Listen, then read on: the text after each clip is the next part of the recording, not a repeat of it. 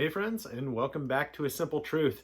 So today, Matthew 27 and Mark 15. Now today is an awesome day because what we're reading is incredibly awesome. It's awesome. I feel like I've said that a lot. It's terrible, absolutely horrible, but awesome.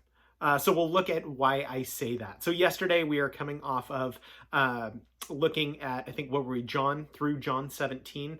So we looked at Jesus' true identity. We looked at his role and relationship with the Father, also his role and relationship with the world. Then we took a look at, hey, because Jesus is leaving, that's actually a good thing because he's left us this gift, so the Holy Spirit, right? So we talked about that yesterday. So in Matthew 27 and Mark 15, we're going to be looking at Judas hangs himself, which take that how you will, awesome or not awesome. And then beyond that, Jesus and Pilate, Jesus' death on the cross, and then also Barabbas and why Barabbas is interesting for today as well, which sucks. Anyway, so in Matthew 27 and Mark 15, we'll start off with Matthew 27. So, chapter 27 says, "When the morning came, all the chief priests and elders of the people plotted against Jesus to put him to death. And when they had bound him, they led him away and delivered him to Pontius Pilate, the governor. Then Judas, his betrayer, seeing that he had been condemned, was remorseful and brought back the 30 pieces of silver to the chief priests and elders, saying, 'I have sinned by betraying innocent blood.' And they said, 'What is that to us? You see to it.' Then he threw down the pieces of silver in the temple and departed, and went and hanged himself. But the chief priests took the silver pieces and said, 'It is not lawful to put them in the treasury, because they are the price of blood.' And they consulted together, and bought with them the potter's field, to bury strangers in. Therefore the field has been called the field of blood to this day. Then what was fulfilled, what was spoken by Jeremiah the prophet, saying, 'And they took the 30 pieces of silver, the value of him who was pierced, whom of the children of Israel pierced, and gave them for the potter's field, as the Lord directed me.' Now Jesus stood before the governor, and the governor asked him, saying, 'Are you the king of the Jews?' Jesus said to him, 'It is as you say.' And while he was being accused by the chief priests and elders, he answered nothing. Then Pilate said to him, 'Do you not hear how many things that they testify against you?' But he answered him not one word. So the governor marveled greatly. Now, at the feast, the governor was accustomed to releasing to the multitude one prisoner whom they wish. And at that time they had a notorious prisoner called Barabbas. Therefore, when they had gathered together, Pilate said to them, 'Who do you want me to release to you, Barabbas or Jesus, who is called the Christ?' For they knew that they had handed him over because of envy. While he was sitting on the judgment seat, his wife sent to him, saying, 'Have nothing to do with this just man, for I have suffered many things today in a dream because of him.' But the chief priests and elders persuaded the multitudes that they should ask for Barabbas and destroy Jesus. The governor answered and said to them, 'Which of these two do you want me to release to you?' And they said, 'Barabbas.' Pilate said to him, 'What then shall I do with Jesus, who is called the Christ?' And they all said to him, 'Let him be crucified.' Then the governor said, 'Why, what evil has he done?' But they cried out all the more, saying, 'Let him be crucified.' When Pilate saw that he could not prevail, but rather that a tumult was rising, he took water and washed his hands before the multitude, saying, 'I am innocent of the blood of this just person. You see to it.' And all the people answered and said, 'His blood be on us and on our children.' Then he released Barabbas to them. And when he had scourged Jesus, he delivered him to be crucified. Then the soldiers of the governor took Jesus into the praetorium and gathered the whole garrison around him. And they stripped him and put a scarlet robe on him. When they had twisted a crown of thorns, they put it on his head, and a reed in his right hand. And they bowed the knee before him and mocked him, saying, 'Hail, King of the Jews.' Then they spat on him, and took the reed and struck him on the head. And when they had mocked him, they took the robe off of him, put his own clothes on him, and led him away to be crucified. Now, as they came out, they found a man of Cyrene, Simon by name. Him they compelled to bear his cross. And when they had come to a place called Golgotha, that is to say, the place of the skull, they gave him sour wine mingled with gall to drink. But when he had tasted it, he could not drink. Then they crucified him, and divided his garments, casting lots, that it might be fulfilled which was spoken by the prophet. They divided my garments among them, and for my clothing they cast lots. Sitting down, they kept watch over him there, and they put up over his head the accusation written against him: "This is Jesus, the King of the Jews." Then 2 robbers were crucified with him, one on the right and another on his left. And those who passed by blasphemed him, wagging their heads and saying, "You who destroy the temple and build it in 3 days, save yourself. If you are the Son of God, come down from the cross." Likewise, the chief priests also, mocking with the scribes and elders, said, "He saved others. Himself he cannot save. If he is the King of Israel, let him now come down from the cross, and we will believe him. He trusted in God. Let him deliver him now, if he will have him. For he said, 'I am the Son of God.'" Even the robbers who were crucified with him reviled him with the same thing. Now, from the 6th hour until the 9th hour, there was darkness over all the land. And about the 9th hour, Jesus cried out in a loud voice, saying, "Eli, Eli, lama sabachthani," that is, my God, why have you forsaken me?"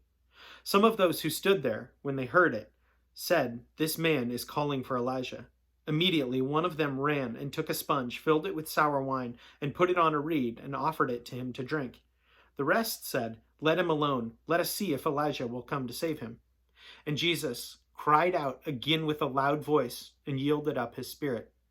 Then behold, the veil of the temple was torn in two from top to bottom, and the earth quaked, and the rocks were split, and the graves were opened, and many bodies of the saints who had fallen asleep were raised. And coming out of the graves after his resurrection, they went into the holy city and appeared to many. So when the centurions saw those who were with him, who were guarding Jesus, saw the earthquake and the things that had happened, they feared greatly, saying, "Truly, this was the Son of God."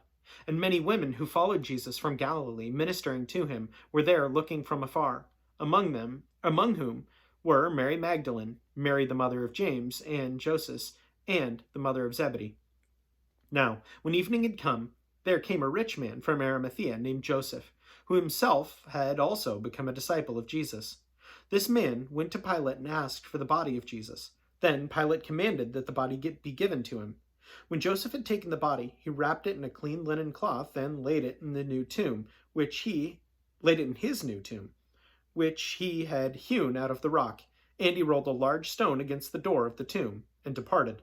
And Mary Magdalene was there, and the other Mary, sitting opposite the tomb. On the next day, which followed the day of preparation, the chief priests, the Pharisees, gathered together to Pilate, saying, "Sir, we remember while he was still alive how the deceiver said, 'After 3 days I will rise.' Therefore, command that the tomb be made secure until the 3rd day, lest his disciples come by night and steal him away, and say to the people, 'He has risen from the dead,' so the last deception will be worse than the first." Pilate said to them, "You have a guard. Go your way and make it secure as you know how."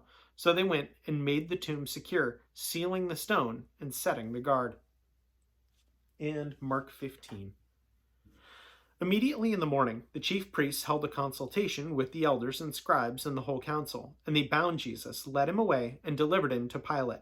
Then Pilate asked him, "Are you the king of the Jews?" He answered and said to him, "It is as you say."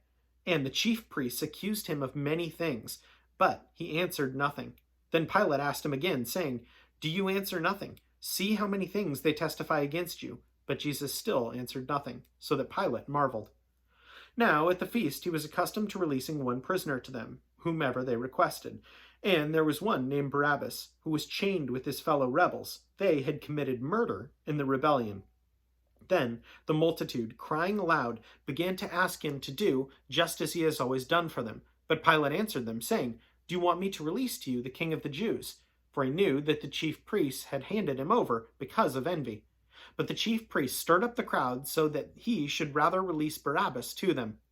Pilate answered and said to them, "What then do you want me to do with him who you call the king of the Jews?" So they cried out again, "Crucify him."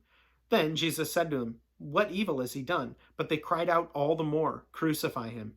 So Pilate, wanting to gratify the crowd, released Barabbas to them, and he delivered Jesus, after he had scourged him, to be crucified. Then the soldiers led him into the hall called the Praetorium, and they gathered together the whole garrison. And they clothed him with purple, and they twisted a crown of thorns, put it on his head, and began to salute him. Hail, King of the Jews! Then they struck him on the head with a reed and spat on him, and bowing the knee, they worshipped him. And when they had mocked him, they took off the purple off of him, put on his own clothes on him, and led him out to crucify him. Then they compelled a certain man, Simon, a Cyrene, the father of Alexander and Rufus, as he was coming out of the country and passing by, to bear his cross. And they brought him to the place called Golgotha, which is translated place of a skull.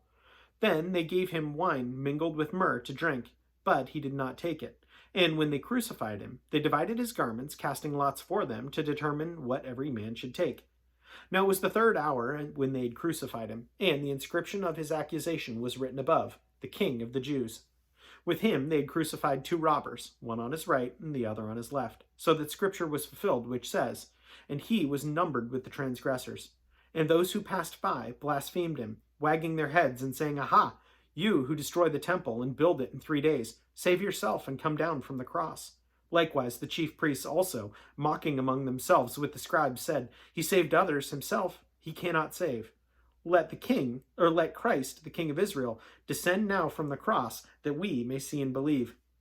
Even those who were crucified with him reviled him. Now when the 6th hour had come, there was darkness over the whole land until the 9th hour. And at the 9th hour, Jesus cried out with a loud voice, saying, "Eloi, Eloi, lama sabachthani," which is translated, my God, why have you forsaken me?"